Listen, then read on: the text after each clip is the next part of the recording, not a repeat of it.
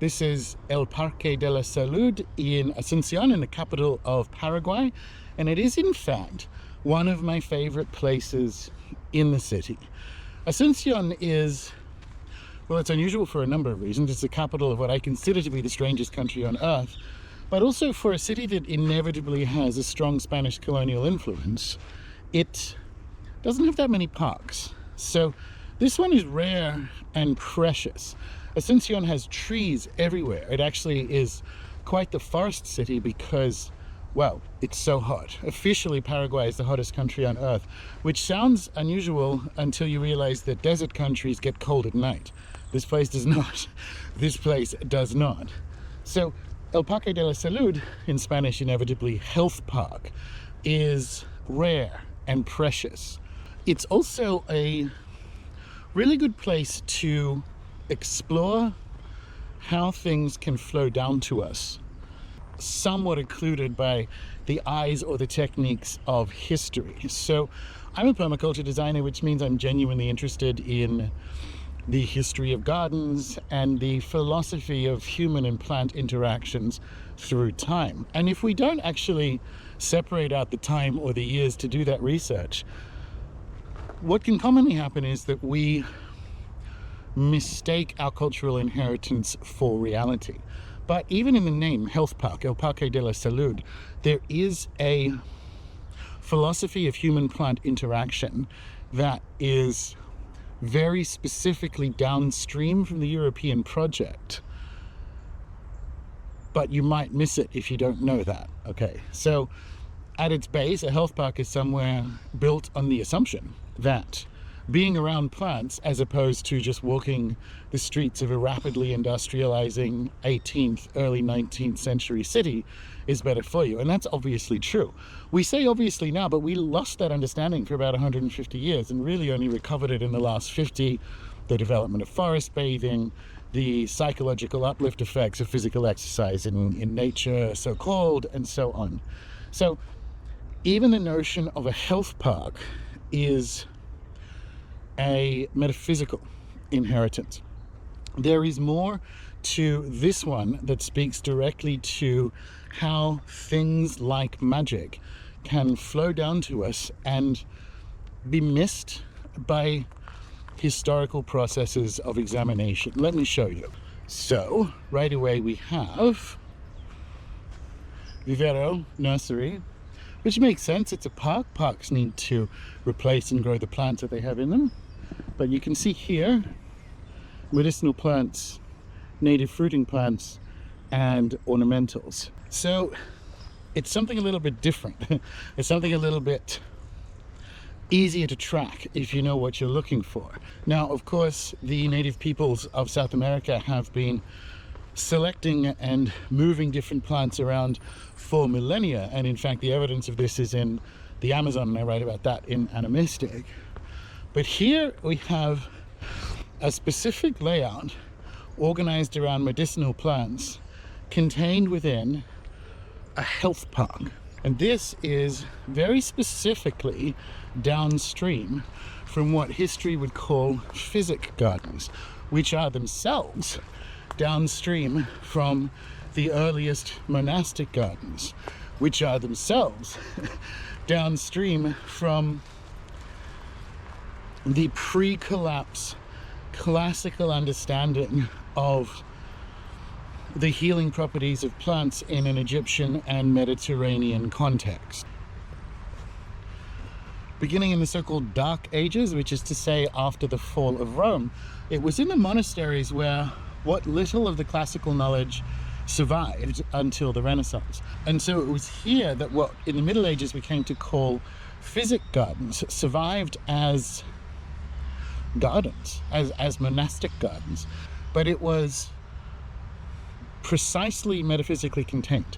So the reason there are plants that are described in the Bible found in northern Germany is because of these monasteries reading in the Bible about certain plants and seeing which ones couldn't grow. Let's be honest, some of them couldn't in northern Germany, and including within that plants from the classical world known to have healing properties.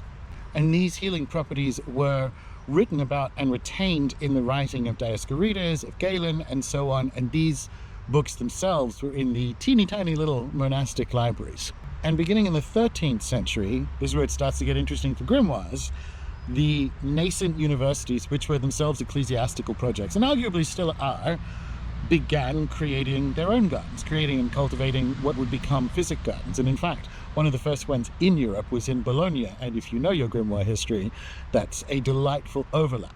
It was in these physic gardens, first attached to monasteries, then universities, then there's a very famous one in Chelsea that is just the Chelsea Physic Garden,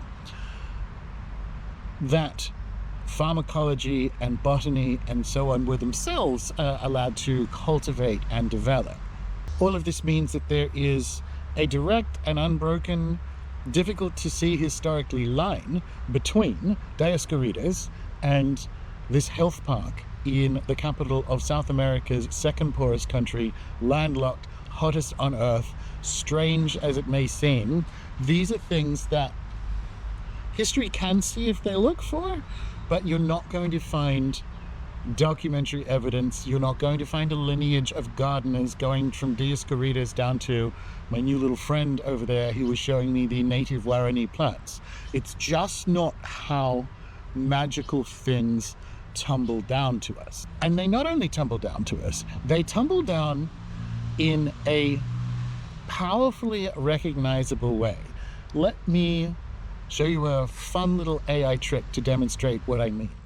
Here we are back in the apartment, having just returned from the park, and I want to show you something. I want to show you a little trick using ChatGPT. Now, I'm going to ask it to list the simples mentioned in De Materia Medica by Dioscorides that are still used in modern herbal treatments today. Now, if you don't know, a simple is essentially a one-ingredient herbal remedy, and it's a cleaner way to understand just how long-lived some of these plant associations really are. That you will know as you're looking down this list: aloe vera, used for soothing, particularly for skin; ginger as a digestive aid; garlic, cardiovascular, lowering blood pressure, antimicrobial; chamomile was described for its calming effect; licorice, soothing the stomach and respiratory system; mint, stomach, chest pains; willow bark, obviously famously that's where we get aspirin from.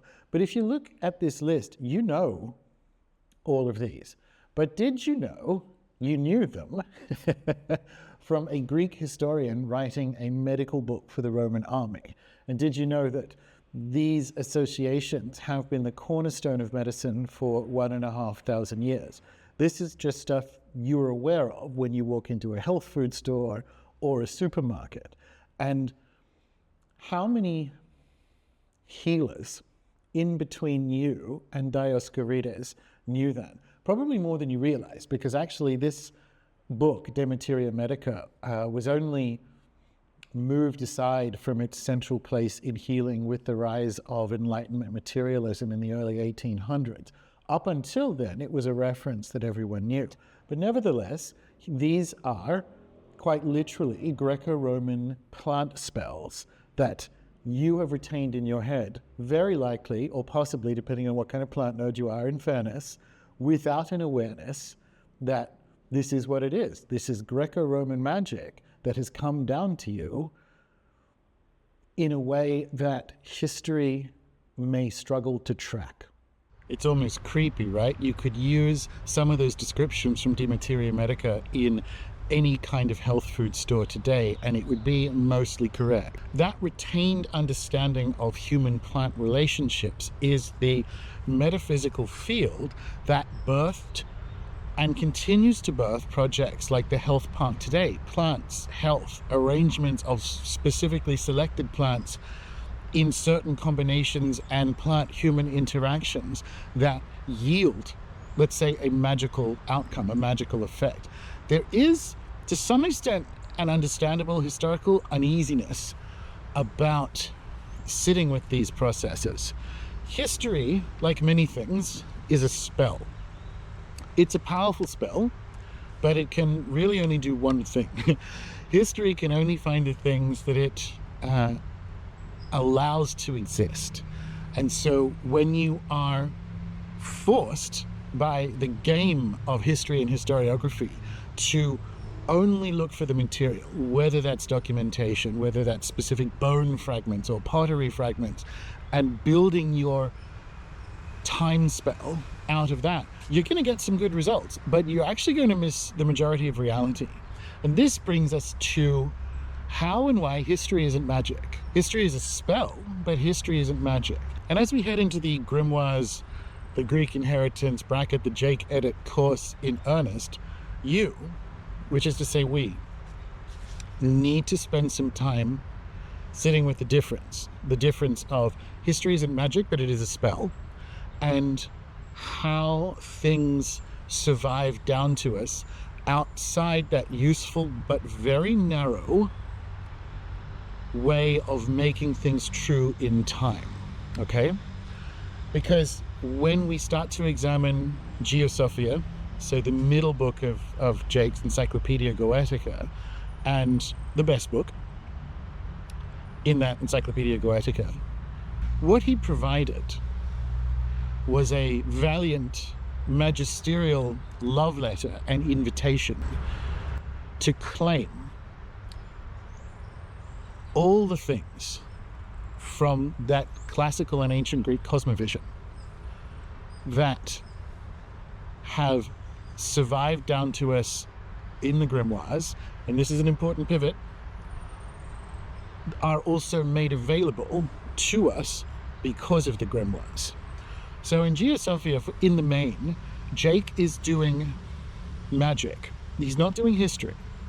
The historical story of the Grimoires is tight, and insofar as some things can be well documented when we have so few documents. But that story in the books of Dr. Stephen Skinner, in the original Grimoires course, is correct history. This is not changing that. This is to table the understanding that what Jake was doing and what we need to find so that his efforts can come to fruition in your own life was magic. He wasn't doing history. Maybe he didn't necessarily have the